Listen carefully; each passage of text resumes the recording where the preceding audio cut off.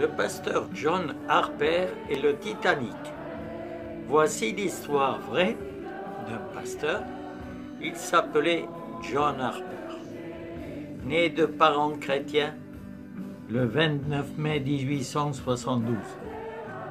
Il reçut Jésus dans sa vie comme sauveur et Seigneur à l'âge de 13 ans. Il commença à prêcher vers 17 ans dans les rues de son village. Il avait la passion des âmes. Au fil des années, il était consumé par la parole de Dieu. Il prêchait l'Évangile tout en travaillant dans la journée dans une usine.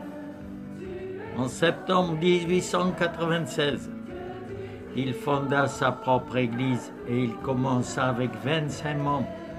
Peu de temps après, elle passa à 500 membres.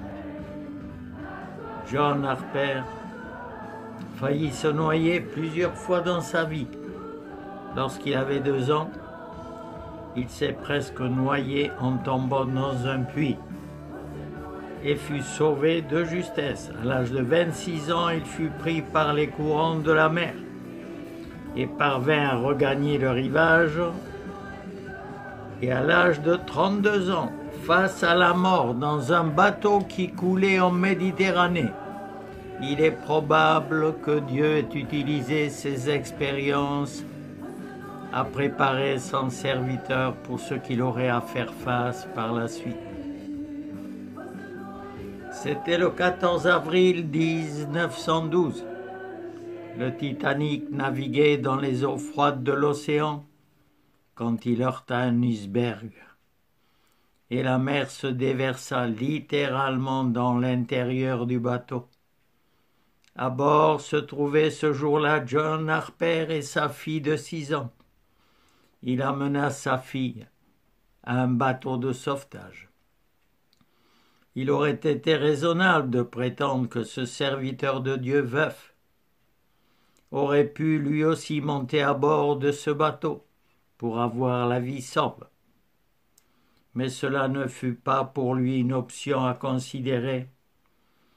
Il s'est penché, a embrassé sa fille en la regardant dans les yeux et lui dit qu'il la reverrait un jour, et là, on put remarquer les larmes sur ses joues.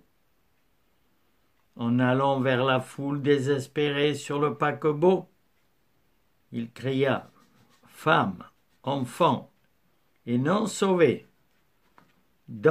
montez dans les canots de sauvetage !» Quelques minutes avant qu'il coule dans les eaux glaciales.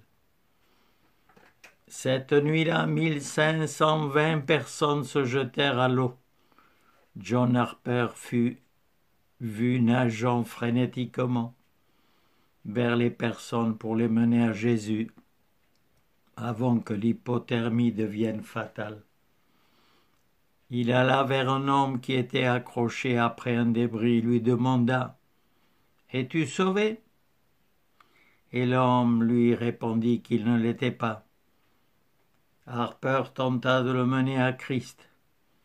Il était presque en état de choc, et il répondit non, et retira son gilet de sauvetage et lui donna au jeune homme en lui disant « Tu en auras besoin plus que moi », et il nagea vers d'autres personnes encore. Quelques minutes plus tard, il revint à nouveau vers ce jeune homme, qui accepta Jésus comme son sauveur personnel.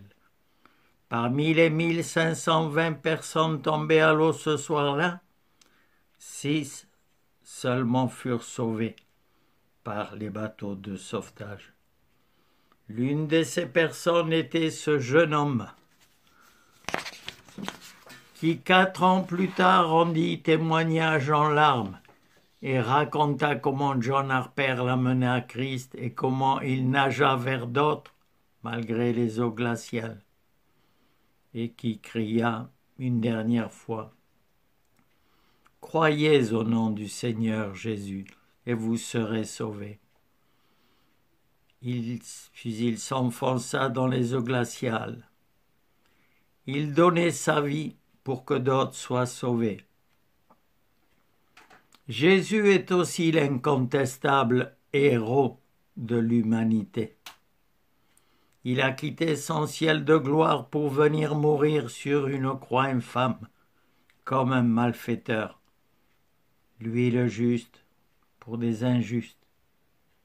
Il a pris tout le poids de nos péchés, de nos maladies, de nos méchancetés, pour qu'aujourd'hui nous puissions avoir la vie en abondance, grâce au sacrifice de sa vie. Maintenant, si tu le crois de tout ton cœur et que tu le confesses avec ta bouche, qu'il est mort pour toi et ressuscité, tu seras sauvé et justifié par ta foi en Jésus-Christ. Que Dieu vous bénisse.